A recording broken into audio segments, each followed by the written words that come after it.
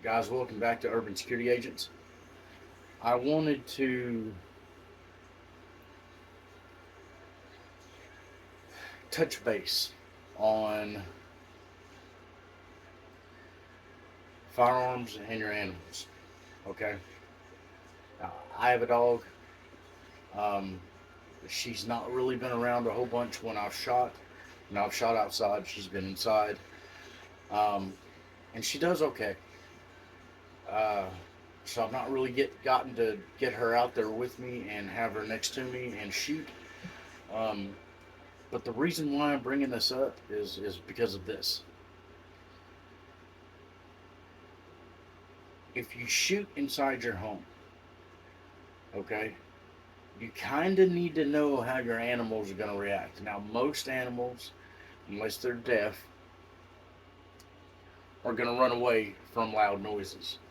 Um, it hurts their ears. They don't want to be around it. It's loud. Of course, it's loud.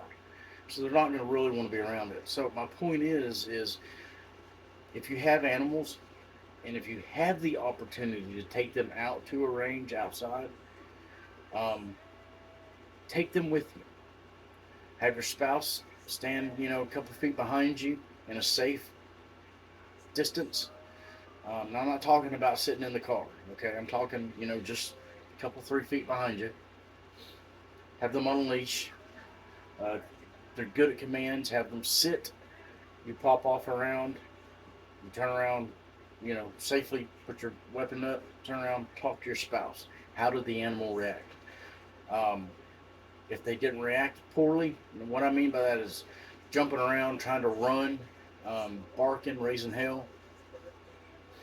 Then go back, do 2 rounds.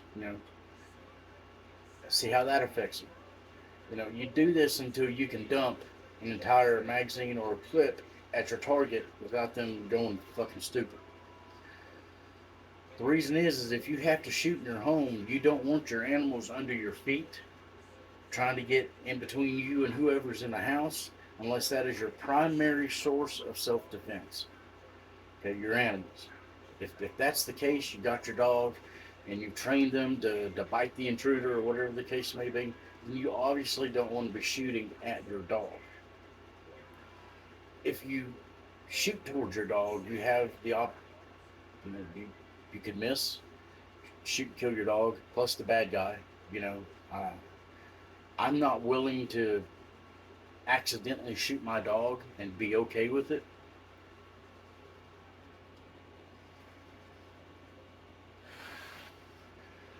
I would rather my animal um, either stay in the room or stay right by my side, one of the two, or maybe outside. If all you have is outside animals, it really doesn't apply to you. In my home, we have 2 dogs, um, so they're inside the house, uh, and you need to know how they're going to react with a gunshot. You need to know. That's if you own a firearm, you need to know. Unless you take your dog hunting, that group of people's kind of moot. Those guys are used to it. Those animals are used to it. They're used to those loud noises. So that's not what I'm talking about. I'm talking about your house pet. Our dog is not trained to bite the bad guy. Our dog's not trained. She is our pet. She's part of our family. We take her on car rides. Normal pet stuff. So if that's what you have at home, strictly, you need to know how they are going to react around a firearm. um, when I train in my home, she is normally off from under my feet. Uh, she's not trying to get around me. She's not jumping on me. She's not doing any of that. I want her to stay out of my way. So we get her to lay down, um, like she is right now. She's laying down, minding her business, dreaming about doggy stuff. This way, if something does happen, I know that I can get up, whether I'm sitting in my chair, I get up out of my bed, or whatever the case may be, and safely maneuver through my home with a loaded firearm, not trip, fall, have an accidental shooting, shoot myself, shoot my animal, shoot whomever else is in the home. So that's one reason why we have her lay down. Um, so it's just something to think about with your pet.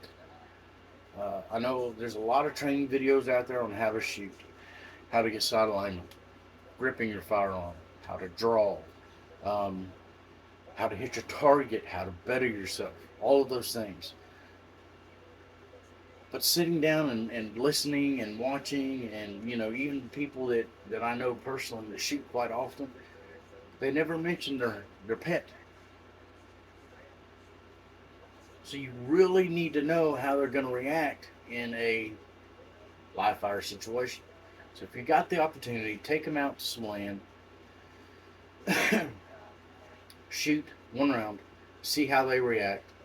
If they're not trying to run away, raise 9 ways of hell, try to jump on you while you're out, out with your firearm, pop off another couple. If they're still sitting there next to you, they're not trying to do any of those other things, then, empty it. If they're still sitting there, they're still not doing any of those things, and they're not deaf, then me personally, my personal opinion, I think they would do just fine. Again, these are guys that do not have deaf animals. And these are guys that do not have hunting animals. Okay, this does not apply to them. This applies to your home pet. Um, it also does not apply to if you've trained your dog to go after the bad guy and take him down. Okay, this does not apply to those guys. Like I said, this is just for your home pet. Um, I chose not to train her in such a fashion. I really didn't. She's not going to go out on jobs with me. She's not, canine certified. She's not any of that. So I don't. I have no reason to. But if somebody comes to my home, you need to know. You know what I mean? You really need to know. So just think about it. Take that into consideration. Um, and take them out and see how they act. Thanks, guys.